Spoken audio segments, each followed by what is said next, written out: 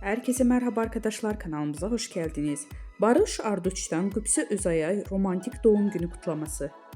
Ünlü oyuncu Barış Arduç, eşi Qübsə Özay'ın 41. doğum günü sosyal medya üzerinde romantik bir paylaşım yaparak kutladı.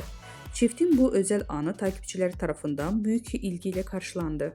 Barış Arduç ve Qübsə Özay 2014-cü yılında Dilha adlı film setində tanışarak aşk yaşamaya başlamışdılar. 2020-ci yılında evlənərək bu özel ilişkilərini taçlandıran çift 2022-ci yılında isə büyük heyecanla beklədikləri kızları Jan Asya'nı kavuşmuşdu. Barış Arduç ve Qübsə Özay çifti kızları Jan Asya adını verdiler. Özel hayatlarını gözlerden uzak tutmayı tercih eden ünlü çift, zaman zaman ayrıldıkları iddialarıyla gündeme gelmişti. Ancak bu iddialara yanıt veren çift, bir tatilde Alaçatı'da birlikte objektiflere yansıdı.